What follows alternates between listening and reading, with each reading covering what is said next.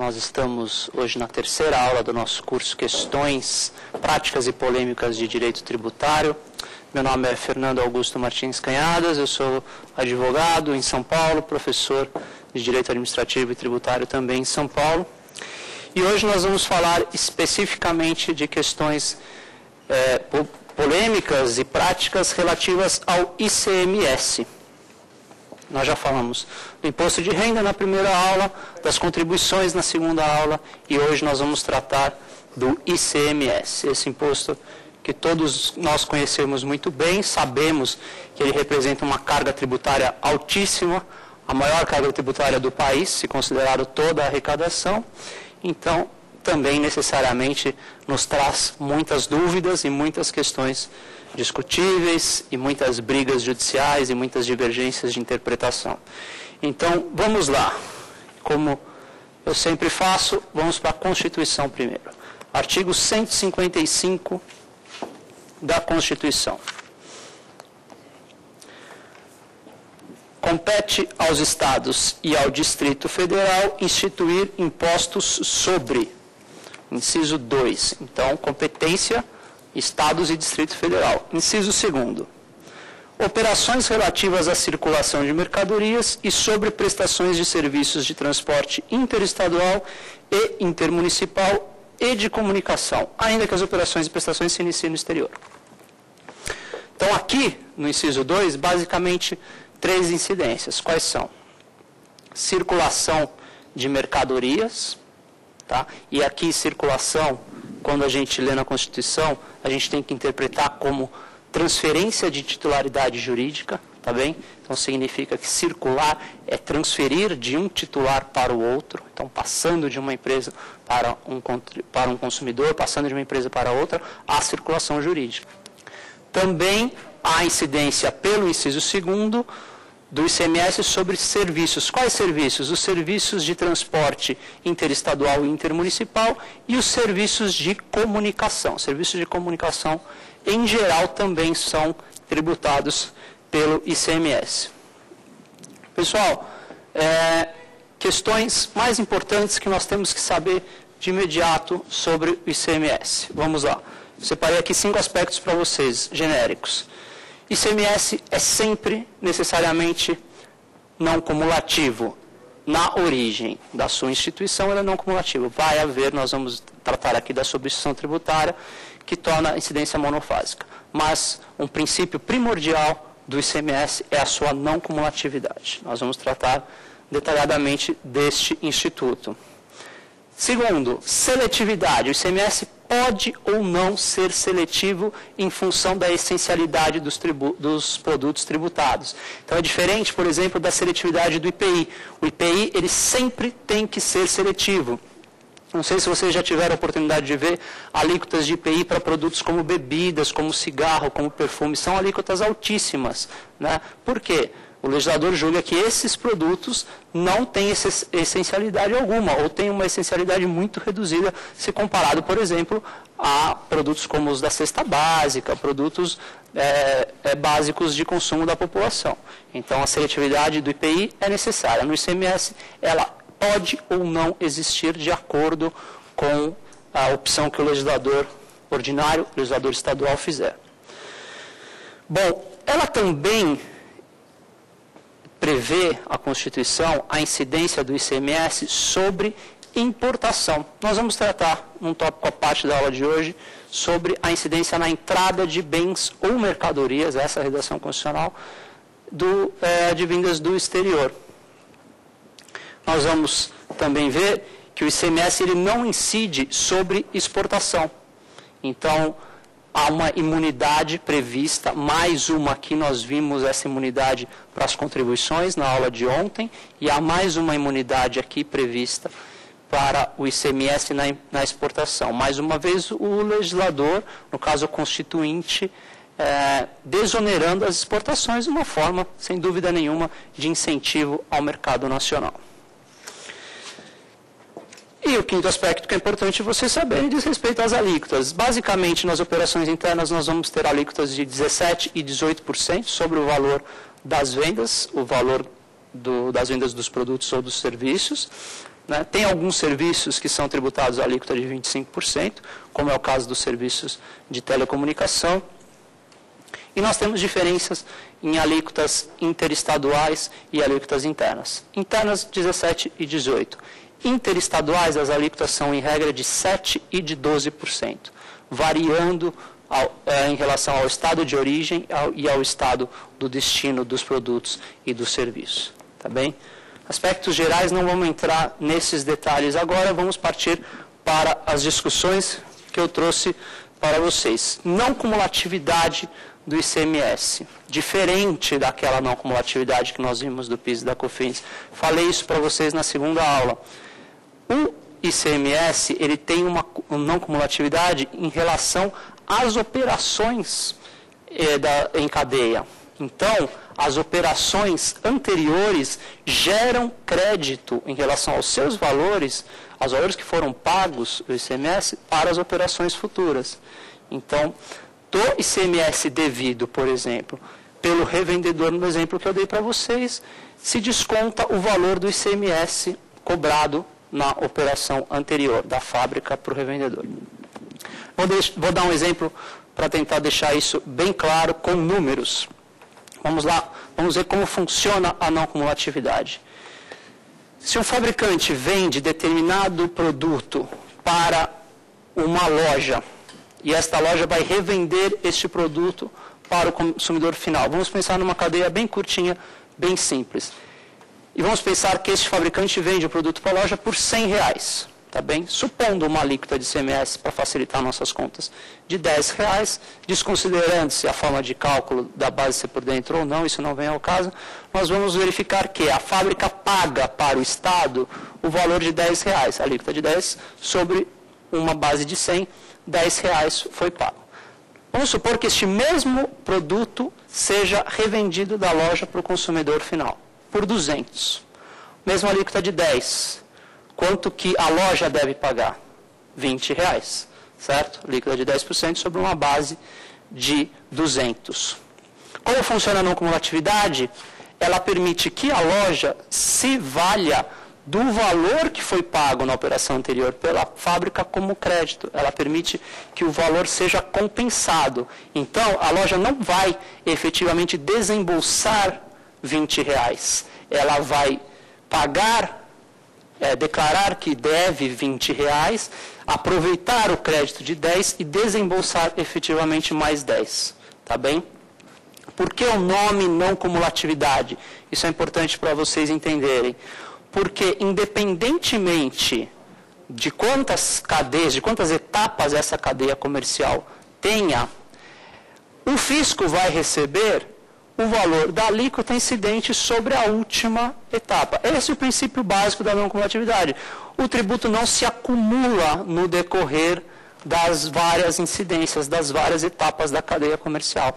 Então, aqui nesse exemplo que eu dei para vocês, quanto que o fisco estadual vai ver no final da cadeia? Ele vai ver os R$20, que são os 10% incidentes sobre os 200 que a loja vendeu. Mas nesse caso ele recebeu 10 da fábrica, recebeu 10 da loja. Tá bem? Então ele recebeu 20. Se não houvesse a não cumulatividade, quanto ele receberia?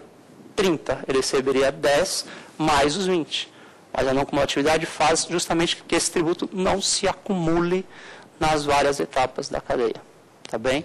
Então, esse é o princípio básico da não cumulatividade, que vale da mesma forma para o IPI. Tá? A diferença que existe hoje na legislação diz respeito ao PIS e à COFINS. Mas para o ICMS, esta não cumulatividade ocorre desta forma. Claro que de uma maneira muito simplificada, estou trazendo para vocês algumas noções básicas de como ela acontece. Tema um pouquinho mais polêmico, um pouquinho mais complicado para vocês conhecerem. A questão da substituição tributária. Quando vocês vão a uma lanchonete, um fast food, por exemplo, prestem atenção, se vocês pegarem o cupom fiscal sobre o valor do refrigerante, não vai ter nenhum saldo de ICMS a pagar. Geralmente o cupom fiscal vem, não é? vem lá o valor como uma nota fiscal, vem o valor do produto e o valor do imposto incidente. Refrigerante não vem. Não vem por quê? Porque refrigerante é um exemplo, assim como automóveis, hoje em dia nós temos alguns medicamentos, são produtos que estão sujeitos à chamada substituição tributária. Como funciona? Para que serve a substituição tributária? Ela basicamente visa auxiliar a arrecadação do fisco estadual. Numa operação em cadeia, o que é mais fácil? Eu cobrar da fábrica, eu cobrar do revendedor, eu cobrar do varejista, ou eu cobrar de um só? Evidentemente que eu cobrar de um só.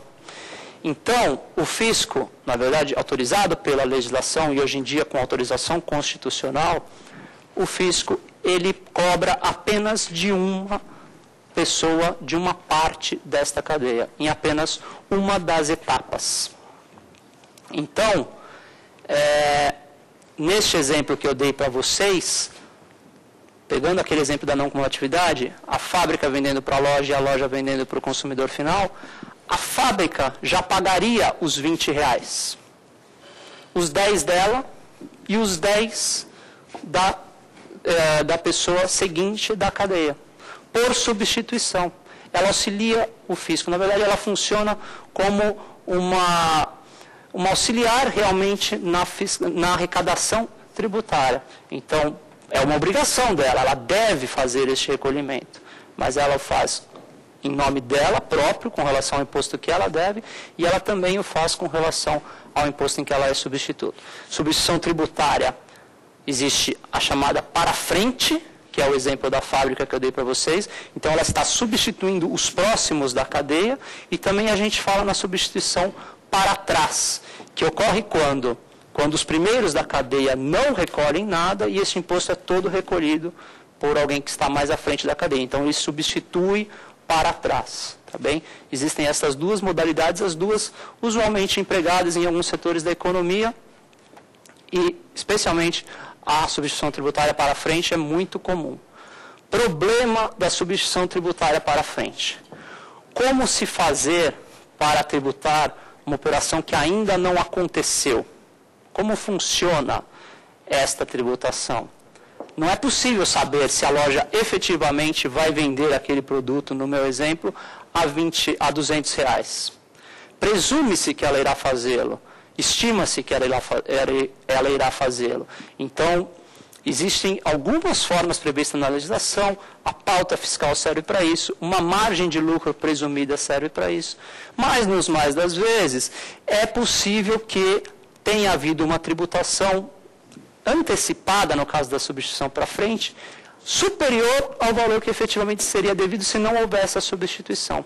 Então, vamos supor que, no nosso exemplo ainda, se presumia que o valor da tributação, que o valor da segunda operação era de R$200, então, a primeira pessoa da cadeia já recolheu ao fisco R$20, os 10% sobre o valor final da operação, o dela e o do segundo da cadeia. Mas vamos supor que a loja deu um desconto, ela vendeu um preço mais barato.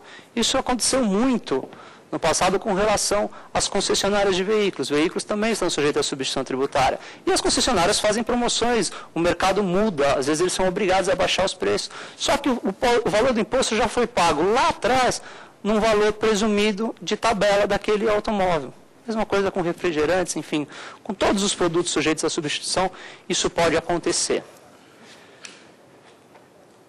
O que os contribuintes passaram a discutir foi justamente a hipótese de uma venda presumida ter sido feita em valor inferior, uma venda efetiva ter sido feita a um valor inferior daquele que havia sido presumido. Então, neste caso, diziam os contribuintes, dizem ainda, seria de direito da empresa que pagou a maior a restituição. Pois bem, foram intentadas ações judiciais nesse sentido, visando o reconhecimento do direito, no caso dos veículos isso foi muito comum, para que essas empresas fossem restituídas do valor que elas pagaram. Eles comprovaram que no final da cadeia os veículos foram vendidos com um preço inferior e aquele imposto antecipado por substituição deveria ter sido pago a menor. O fato gerador presumido não correspondeu ao fato gerador efetivo ocorrido lá na frente. O valor foi inferior. Então, se discutiu e, num primeiro momento, havia uma decisão e já, de certa forma, pacífica do Supremo Tribunal Federal, e a tendência do STJ também caminhava para o mesmo sentido de não se aceitar esse tipo de pedido de restituição. Não, a substituição tributária realmente ela trabalha com um fato gerador presumido, paciência, a Constituição diz que pode ser assim, então se presume a ocorrência independente do preço real que seja praticado lá na frente. Existe uma situação específica do Estado de São Paulo. O Estado de São Paulo, na contramão dos fiscos de outros estados, ele permite expressamente a restituição. Então, existe na legislação de São Paulo uma autorização para que, se os fatos reais ocorridos lá na frente pelos últimos da cadeia forem inferiores, tiverem valores inferiores aos presumidos, os contribuintes têm direito a serem restituídos. O Estado de São Paulo prevê dessa forma, e por esta previsão, o que ocorreu? O governo de São Paulo entrou com uma DIN contra a própria lei do Estado de São Paulo, e hoje isso foi parar no STF e no STJ. E no STJ nós temos uma decisão favorável já de contribuintes que tentaram essa restituição e conseguiram. Eu cito aqui como exemplo para vocês, a discussão hoje ela está na DIN 2777 de São Paulo, essa DIN que eu fiz referência a vocês, tá? E a primeira turma do Superior Tribunal de Justiça proferiu uma decisão nos embargos, um agravo regimental em embargos de declaração, número 860816, dizendo que, ok, na verdade, o Estado de São Paulo poderia fazer dessa forma e os precedentes do Supremo, que são contrários aos contribuintes, não se aplicariam a São Paulo, porque os precedentes do Supremo consideravam um convênio, vocês vão ver a importância dos convênios em matéria de ICMS, do qual São Paulo não era signatário. Então, a discussão ainda está aberta e é importante que nós saibamos, isso também pode representar, sim, uma diminuição na carga tributária de produtos de nosso consumo muito usual, muito comum, como veículos, agora medicamentos, refrigerantes, enfim. Bom, aqui nós já começamos a falar sobre um tema que, se não me engano, também tem pergunta da rua. Vamos ouvir. Meu nome é Cláudia e gostaria de saber o porquê os jornais falam em guerra fiscal de ICMS. Exatamente por questões como essa que nós estávamos trazendo. Guerra fiscal, na verdade, ela decorre, é um fenômeno político que decorre da nossa própria estrutura de governo. Nós vivemos aqui no Brasil em uma federação, vocês sabem disso, né? Não é a União que reina sobre todos os estados não são absolutamente independentes, mas eles possuem autonomia política, eles possuem autonomia administrativa, e em matéria de ICMS, essa questão é muito importante. Cada estado pode ter e deve ter suas próprias legislações de ICMS, mas como diz respeito a um tributo que envolve operações interestaduais, quer dizer, envolve tributos como o ICMS que são incidentes em todos os estados da federação, e envolvem crédito e débito, envolve incidências em operações interestaduais, é necessário, para que um estado não prejudique o outro, que existam legislações, que existam normatizações de âmbito nacional.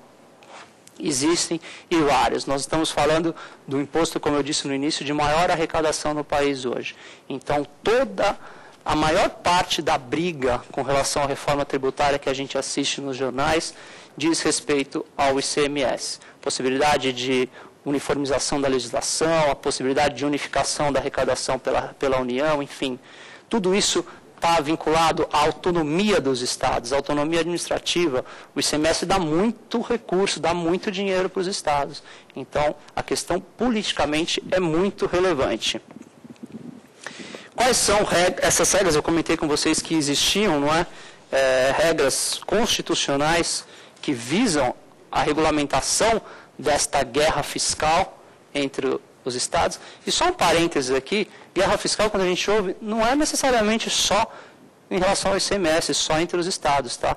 Existe hoje, começou a se falar, inclusive, de guerra fiscal dos municípios, com relação ao ISS, para saber se qual era o município que deveria ficar com a receita de um tributo relativo a uma prestação de um município para o outro. Isso deu muita briga, isso está dando muita briga em relação ao ICMS também.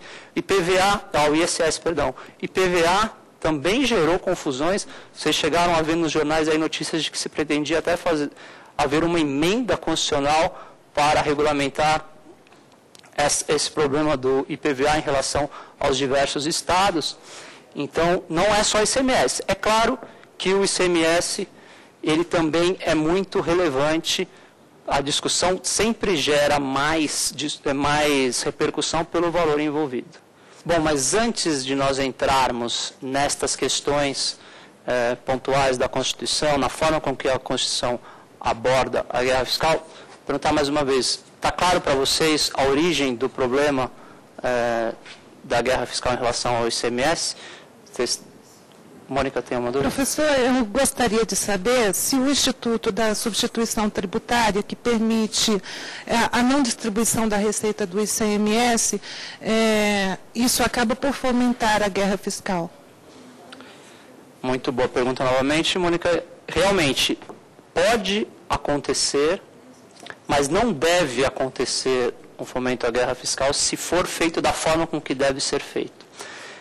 Quaisquer previsões em relação à substituição tributária em operações interestaduais, assim como nós vamos ver com relação a quaisquer isenções, quaisquer benefícios envolvendo operações interestaduais, têm que ser aprovadas por todos os estados. Tá? Então, já entrando no terceiro tema da aula de hoje, isenções, benefícios, na verdade, quaisquer aspectos relativos a incidências interestaduais, como eu falei com vocês, o ICMS, ele é um tributo, embora estadual, de âmbito nacional, ele envolve esse tipo de operação, eles podem e devem ser tratados em conjunto por todos os estados. Tá? Existe um órgão que é o CONFAS, que é o Conselho das Fazendas de todos os estados, que eles se reúnem para assinar protocolos e para assinarem convênios relativos ao ICMS, justamente para tratar desse tipo de questão. Como abordar a substituição tributária entre vendas que são feitas entre São Paulo e o estado do Piauí, por exemplo. Vamos lá, São Paulo e o Piauí assinam um convênio, tá? E vão tratar de como esta substituição pode ser feita. Não seria possível admitir que São Paulo instituísse uma substituição para todos os produtos nas operações interestaduais de São Paulo para o Piauí, porque a receita ficaria toda no estado de São Paulo. Tá bem? Então, existe esta previsão e essa previsão é constitucional. Vamos ver. Mas vamos antes a primeira previsão constitucional que eu separei para comentar com vocês. E aqui nós estamos no artigo 155, parágrafo 2º da Constituição. Inciso 4º. Há que haver resolução do Senado de iniciativa do Presidente da República ou de um terço dos senadores, aprovada por maioria absoluta de seus membros, estabelecendo as alíquotas aplicáveis às operações interestaduais e de exportações. Então, a resolução do Senado Federal é que vai tratar das alíquotas aplicáveis sobre operações interestaduais. Não há que se falar aí de normatização livre pelos diferentes estados da federação. Inciso 5º, é facultado ao Senado Federal estabelecer alíquotas mínimas nas operações internas, então, inclusive, nas operações internas dos estados, o Senado pode ter ingerência e fixar alíquotas máximas nas mesmas operações quando for necessário resolver conflito específico entre os estados. E também há esta previsão. Faculdade do Senado Federal ingerir dessa forma. Inciso 6º, salvo deliberação em contrário dos estados e dos distritos federais, e do Distrito Federal, as alíquotas internas não podem ser inferiores às previstas nas interestaduais. Então, a alíquota interna sempre superior à alíquota interestadual, tá? Como eu falei para vocês no início das aulas, em regra 17% ou 18% internamente e nas interestaduais 7% ou 12%, dependendo do estado de onde está o produto e do estado para onde vai o produto ou o serviço. Em relação às operações, inciso 7º, em relação às operações e prestações que destinem bens e serviços a consumidor final localizado em outro estado. Então, uma regra importante que nós precisamos conhecer. Quando há uma operação interestadual em que um contribuinte está vendendo para o contribuinte de um outro estado e esse outro contribuinte do estado de destino, ele é consumidor final deste produto, ou seja, ele não vai revender, ele pode ser consumidor final tanto porque ele está consumindo ele mesmo, quando ele pode ser consumidor final na medida em que ele é um prestador de serviço, por exemplo, e então aquele produto é ele que está consumindo, mas ele presta um serviço. Isso não significa que ele não tem uma atividade econômica, mas ele compra, como advogados nós compramos, portanto, papéis, livros, enfim. São produtos que são consumidos finalmente por mim, mas eu vou utilizar para a consecução das minhas atividades profissionais. Então, em relação a esse tipo de operação, se o contribuinte do estado de destino for consumidor final, a alíquota interestadual, ela deve exigir, se este contribuinte do estado do destino for contribuinte do imposto, e deve incidir a alíquota interna se ele não for contribuinte. É ela que está consumindo finalmente, mas pode ser que ela contribua com ICMS em relação a outros produtos que ela fabrica.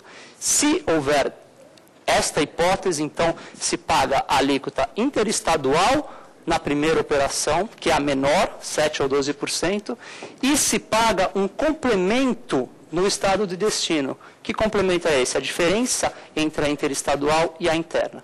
Então, nesta hipótese, como é que funciona a incidência do ICMS? Vamos supor que de São Paulo para o Piauí, a alíquota interestadual seja de 7%. Tá bem? Então, o contribuinte que está vendendo, e é, em regra ele que paga o ICMS, vai e paga 7% para o estado de São Paulo. Lá no Piauí, quem está recebendo este produto, ele é consumidor final, mas ele é contribuinte do ICMS. Então, ele pode se aproveitar deste crédito pela não cumulatividade. Então, ele vai pagar a diferença entre 7 e 18, por exemplo, se 18 for a alíquota do estado dele, a alíquota interna.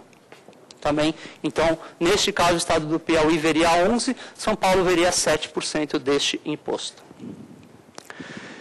Se esta pessoa jurídica que está lá no outro estado, no nosso exemplo aqui do Piauí, não for contribuinte, não há esta diferença de alíquota. Se paga tudo para São Paulo, alíquota interna nessa operação.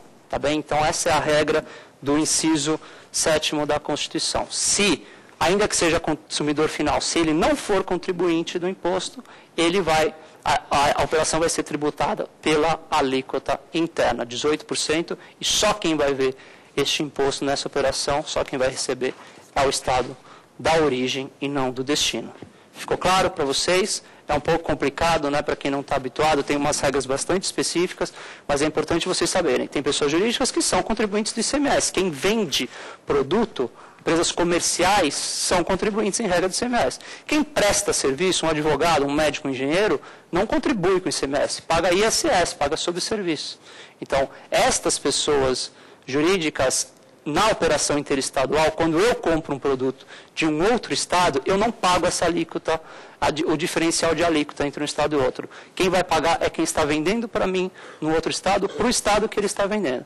Agora, se eu estivesse comprando, mas eu também fosse contribuinte do ICMS em relação a algumas operações e pudesse aproveitar, portanto, o crédito da operação interestadual, então, neste caso, eu deveria pagar também o diferencial de alíquota entre a alíquota que foi paga na saída e a alíquota que é devida no meu estado.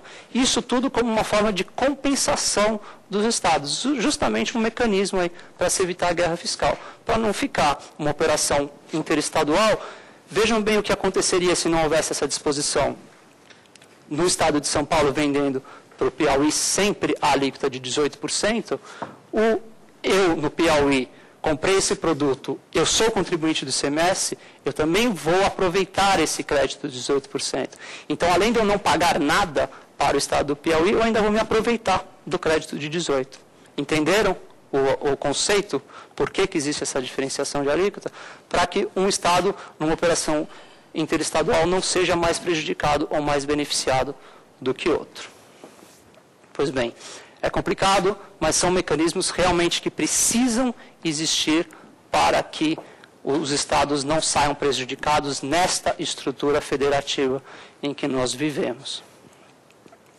Qual é o diploma legal que deve veicular normas para dirimir esse tipo de conflito entre estados? Sempre lei complementar. Então, o inciso 12 do parágrafo 2º do 155, cabe à lei complementar definir seus contribuintes, dispor sobre substituição tributária.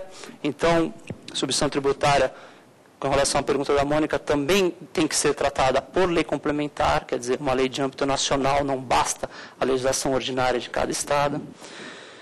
Disciplinar o regime de compensação do imposto, fixar o local das operações relativas à circulação de mercadorias, excluir da incidência do imposto, eu estou lendo aqui as alíneas, tá, do inciso 12 da Constituição, excluir da incidência do imposto nas exportações para o exterior determinados tipos de serviços, prever casos de manutenção de crédito relativo à remessa para outro estado e exportação para o exterior. Então, crédito nas operações interestaduais são regulamentados, os créditos são regulamentados por lei complementar.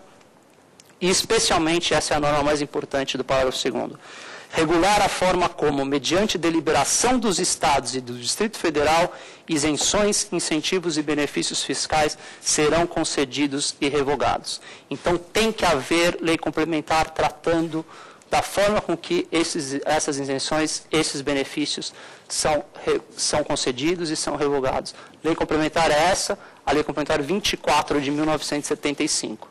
Tá bem? É esta lei complementar que diz como os estados devem se reunir, como funciona o protocolo do ICMS, como até hoje o CONFAS trabalha na assinatura dos convênios, quando eles estão tratando de isenções e benefícios em matéria de ICMS.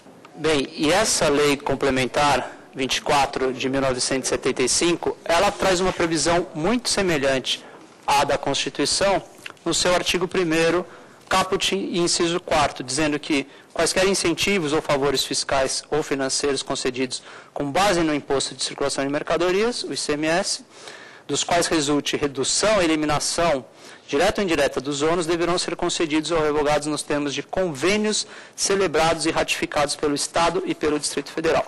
Problema prático que nós temos aqui. Muitas vezes, esses convênios não são assinados. Então, os estados, eles editam benefícios, eles editam normas com isenções, com benefícios, ou mesmo com revogações de benefícios que não estão previstas em convênio. Então, isso é uma violação não apenas à Lei Complementar 24 de 75, como ao próprio 155, parágrafo 2º, 12G da Constituição, que exige que essas matérias sejam sempre tratadas por meio de convênios. Tá bem? Então, isso é importante nós sabemos, é importante sempre que nós estivermos diante de um benefício fiscal de ICMS de um Estado, que nós verifiquemos antes se esse benefício está sendo tratado nos mesmos termos por convênios anteriores. Tá? Inclusive parcelamentos, concessões de anistia, enfim, é sempre importante essa verificação para saber se esse benefício, se essa isenção é válida, se ela é legítima, pois caso contrário não haveria possibilidade de ser feita e pode sim vir a ser questionada. Pode ser questionada por outros estados, pelo Ministério Público, enfim. É preocupante que haja, mas de fato há. Nós conhecemos vários no país todo, então é relevante essa verificação pelo contribuinte, mesmo para a sua apuração de risco das suas operações, enfim. Bom, fechando essa questão da guerra fiscal, da concessão de benefícios, tudo em ordem por aqui. Vocês têm mais alguma questão relativa ao tema? Fiquem à vontade. Podemos ir adiante. Eu comentei com vocês já um pouquinho de imunidade na aula passada, mas agora vamos falar das imunidades em relação ao ICMS. Vamos lá, não só ao ICMS, mas esse dispositivo que eu vou ler para vocês primeiro, ele se refere a quaisquer impostos. Vamos lá para o 156 da Constituição. Sem prejuízo de outras garantias asseguradas ao contribuinte, é vedado à União, aos Estados e ao Distrito Federal, portanto, também em relação ao ICMS, instituir impostos sobre patrimônio, a renda ou serviço um dos outros, a chamada imunidade recíproca, templos de qualquer culto, eu já tinha comentado esse exemplo com vocês, e patrimônio, renda ou serviços dos partidos políticos, das entidades sindicais, das instituições de educação e de assistência social sem fins lucrativos. Isso tudo está na linha C, atendidos os requisitos da lei. E na linha D estão os livros, jornais periódicos e o papel destinado à sua impressão. Então, estas são imunidades genéricas, tá bem? Que valem para todos os impostos. Templos de qualquer culto não podem ser tributados por nenhum tipo de imposto. Patrimônio, renda ou serviço, por exemplo, de entidade de instituição de educação e de assistência social sem fim lucrativo, também não pode ser tributado por nenhum imposto e, obviamente, portanto, que não pode ser tributado pelo ICMS. Importante a gente ler esses dois dispositivos sempre em conjugação com o parágrafo 4º deste mesmo artigo. Parágrafo 4º que diz assim: as vedações expressas no inciso 6º, as linhas B e C, então está alcançando aqui as dos templos e o patrimônio, renda ou serviços de partidos, entidades sindicais e de assistência social, elas compreendem somente o patrimônio, a renda e os serviços relacionados com as finalidades essenciais das entidades nelas mencionadas. Então, não é também uma imunidade ampla, tá bem? Ela vai haver quando estas operações estiverem vinculadas às finalidades essenciais. Aqui, uma questão de interpretação do que disse o Constituinte. Pensem na hipótese, por exemplo, de uma universidade privada que importe, mas uma universidade, portanto, uma instituição de educação, que importe equipamentos para os seus laboratórios, computadores, por exemplo. Essa importação, em tese, ela vai ser tributada, nós vamos ver aqui especialmente as importações, mas ela vai ser tributada pelo ICMS. Se ela é uma instituição de assistência de educação, ela está imune desta importação. Em qualquer hipótese, se esta importação for relacionada à sua atividade essencial. Então, compra de computadores para os laboratórios da universidade, sem dúvida nenhuma, está relacionado. Seria diferente, por exemplo, se esta universidade comprasse os computadores e vendessem esses computadores concorrendo no mercado com outras lojas do ramo e sem destinar a receita dessas vendas para as suas atividades educacionais. Nesse caso, não seria possível se falar de imunidade, porque a gente tem que ler o 156B e C conjugado com o parágrafo 4º do 155, do 150. Então, imunidades gerais dos impostos também aplicáveis ao ICMS. O ICMS ele não incide sobre operações que destinem mercadorias para o exterior, nem sobre serviços prestados a destinatários do exterior. Mencionei para vocês lá no comecinho da aula e reitero agora. Exportação não é tributada pelo ICMS, mas um estímulo otorgado pelo Constituinte do Mercado Nacional das Atividades para que o mercado nacional exporte bens e serviços para o exterior. Não incidem sobre operações que destinem a outros estados petróleo e derivados, também uma imunidade já que constitucionalmente prevista. Não incide sobre ouro. Operações com ouro não são tributadas pelo ICMS, ainda que o ouro seja considerado uma mercadoria. E não incidem também nas prestações de serviço de comunicação nas modalidades de radiodifusão sonora e de sons e de imagens de recepção livre e gratuita. Então, em privilégio ao direito à comunicação, ao direito à informação de todos nós, assim como livros não são tributados pelo ICMS, eu comentei com vocês, livro não é tributado de forma alguma, por imposto algum, também as atividades de comunicação prestadas por televisão aberta não são tributadas pelo ICMS, embora serviços de comunicação existe esta imunidade prevista no nosso texto constitucional. Pois bem,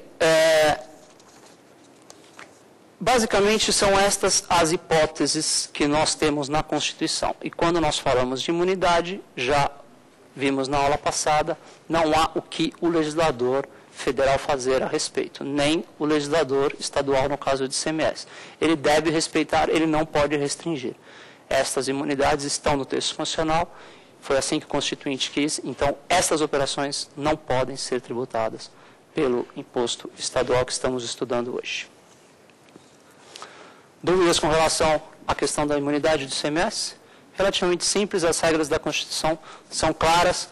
Vamos partir já em seguida para um outro tema que também gera discussão e hoje em dia, apesar de muitos acharem que essa discussão já estava superada, está voltando à tona, está voltando aos poucos. Hoje, com a emenda 33, como mudou a redação sobre a entrada de bem ou mercadoria importada do exterior por pessoa física ou jurídica, ainda que não seja contribuinte habitual do imposto, qualquer que seja a sua finalidade. Enfim, obviamente que a intenção do Poder Constituinte derivado foi alargar muito aqui o conceito da base de cálculo e da materialidade, por óbvio, do ICMS incidente na importação. Antes só se falava em importação de mercadoria. Hoje se fala na entrada de quaisquer bens, seja para pessoa física ou jurídica, independente da destinação, enfim. Este conceito é muito amplo, ele é muito amplo. O que resolveu? Resolveu que antes algumas empresas questionavam a incidência do ICMS na importação, porque elas não eram contribuintes do ICMS. Então, por exemplo, um consultório médico que importava um equipamento, ele dizia: eu não estou importando uma mercadoria. Para mim, esse equipamento não é mercadoria. Ele é um equipamento necessário para a prestação do meu serviço. Eu nem contribuinte do imposto sou, eu não vou poder usar o ICMS, o crédito do ICMS na importação. Então, eu não sou alcançado pela importação, pela incidência do ICMS na importação. E o Supremo disse: sim, você está com razão. Realmente, né, nestes casos, a Constituição só autoriza a instituição do ICMS sobre a importação de mercadoria. Foi mudada a redação e hoje se fala em bem ou mercadoria. Quer dizer, esta alegação em tese não pegaria mais, porque independente de você ser um consultório médico, em princípio o que importa é que você tenha dado entrada neste bem no país, porque a redação da Constituição está muito mais ampla. A discussão está morta, encerrada? Não. Eu trouxe para vocês aqui um voto do ministro Eros Grau, no recurso extraordinário 461968, em que, analisando a questão do ICMS no arrendamento mercantil, lembra que eu falei para vocês que ICMS incide sobre a circulação, transferência da titularidade jurídica? Então, nesse caso aqui, se tratava de arrendamento mercantil. E o ministro Eros Grau decidiu, no meu ponto de vista, acertadamente, no sentido de que arrendamento, quando há arrendamento, você não se torna titular daquele bem no momento do arrendamento. Esse bem está arrendado para você, mas ele não é da sua titularidade jurídica. Então, no arrendamento não há incidência do ICMS, inclusive na importação, disse ele. Então, não é qualquer entrada, vejam o raciocínio do ministro, não é qualquer entrada que vai autorizar. É uma entrada que envolva a circulação, a transferência da titularidade jurídica. Então, quer nos parecer que esta pretensão do Constituinte derivado de alargar muito o âmbito de incidência do ICMS na importação já está sendo relativizada pelo Supremo. Ok, há realmente a previsão constitucional da incidência em qualquer entrada, independente da finalidade. Mas esta entrada não pode ser uma entrada qualquer. Tem que ser de uma pessoa jurídica para outra. Muito razoável que assim seja, senão, com a nova redação constitucional, nós, por exemplo, estaríamos pagando ICMS, deveríamos pagar ICMS, num bem que nós compramos no exterior e trazemos para o país. Houve uma importação? Não, não houve. Esse bem já era meu lá e eu estou portando ele para o país. Com base na interpretação do Supremo agora, mais relativizada, neste caso não houve uma transferência de titularidade jurídica. Eu, que já era o titular, entrei no país com um bem de que já era da minha propriedade, não haveria, portanto, a incidência. Então é importante nós conhecermos esse tipo de discussão. Pessoal, ainda vou linkando agora, relacionando a questão da importação com a questão da guerra fiscal. Guerra fiscal também está envolvida na importação, também, mas que muitos estados não possuem portos, não possuem costa, não possuem orla. Então, Minas Gerais, Distrito Federal, Goiás, enfim, tantos países aí que estão no centro do continente e não possuem orla, não possuem porto. O que fazem alguns estados, e por vezes sem previsão em convênio, como deveriam?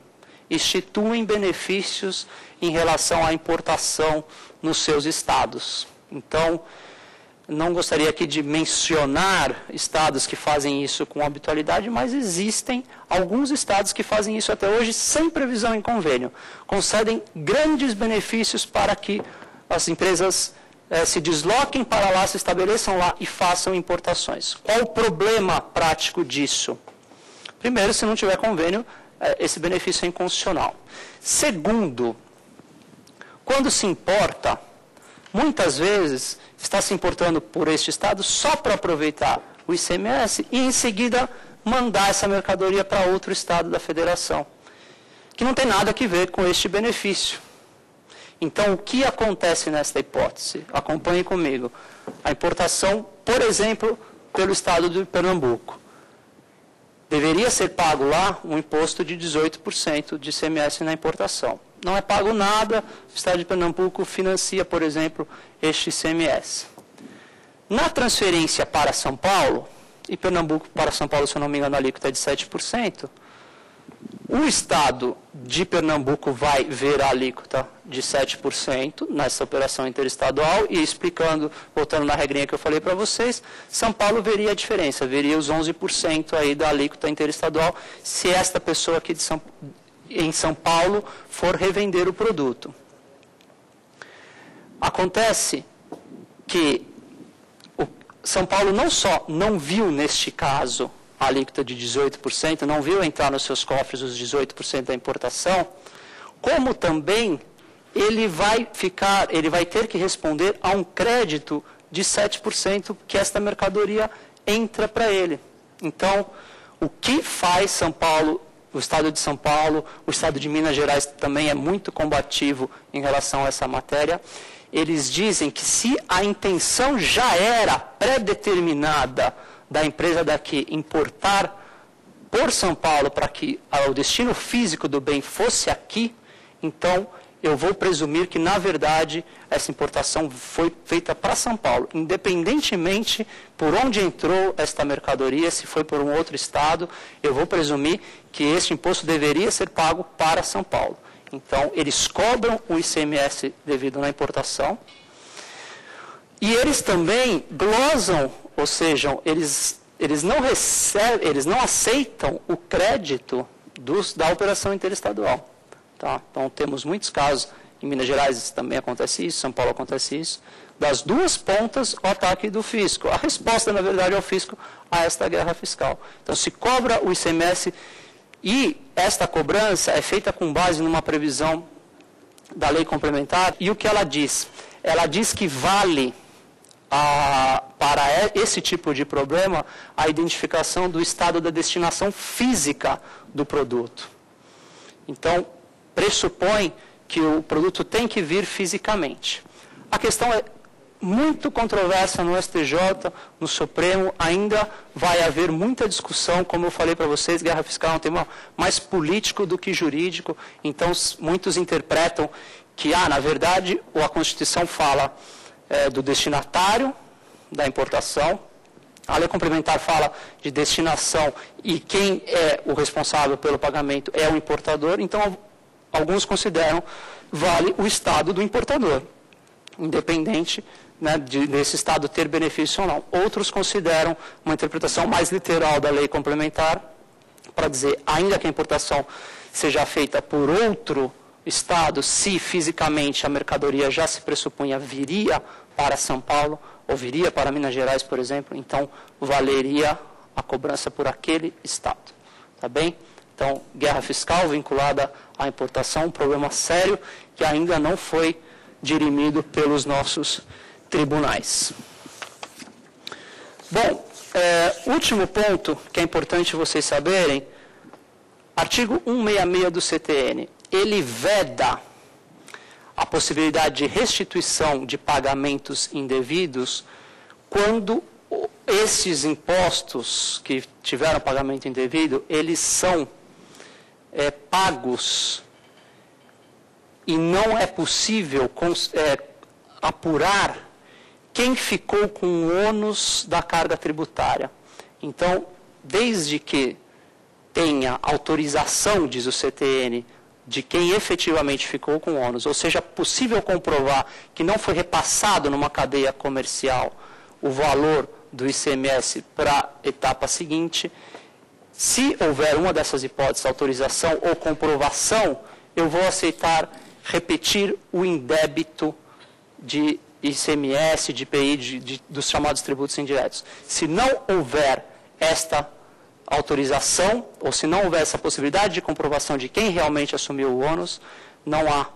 É um artigo complicado, mas que vem sendo aplicado até hoje pelo nosso judiciário. Pensem na hipótese de como um supermercado que vende para milhares de pessoas num só dia ou num mês, vai conseguir uma autorização de todos aqueles que receberam as mercadorias para que ele repita o ICMS que foi pago a maior. Nesses casos, infelizmente, o valor do ICMS pago a maior não é restituído. Fica com o Estado, dizem os doutrinadores que aceitam o 166. Entre ficar com o Estado e ficar com o contribuinte, que na verdade também não arcou, que repassou o ônus para o consumidor final, que fique com o Estado. Acho que nós temos tempo para mais uma questão das ruas. Vamos lá. Meu nome é Cristina, eu gostaria de saber o que pode ser mudado para simplificar a legislação do ICMS. Bom, essa é a grande questão do momento em relação à reforma tributária. E o que pode ser mudado para simplificar a legislação do ICMS? Na verdade, essa pergunta dá margens aí para discussões de horas e muitas vezes se chega à conclusão de que muito pouco pode ser mudado, porque a autonomia dos estados tem que ser mantida, inclusive em relação ao seu poder de legislar, não só em relação à sua arrecadação. Então, se vivemos numa federação, é muito complicado se fazer normas gerais em matéria de ICMS sem que estas competências, essas autonomias individuais sejam lesadas. Então, vamos ver como se comporta o nosso Congresso Nacional em relação à reforma tributária que aí está. Bom, então, respondida essa questão, nós vamos dar por encerrada a aula de hoje. Nós vimos algumas questões polêmicas e práticas envolvendo o ICMS na aula de hoje. Foram 6 ou 7 problemas pontuais que foram escolhidos para nós tratarmos. O ICMS, como vocês viram, é um imposto que dá margem para muita discussão, não só jurídica, como política, econômica, enfim. Muito obrigado mais uma vez pela atenção de todos vocês de casa, pela atenção de todos aqui. Nós encerramos a terceira aula deste curso sobre questões práticas e polêmicas de direito tributário. E nos vemos na aula que vem, onde nós trataremos de decadência e prescrição em matéria tributária. Muito obrigado, um abraço e até lá.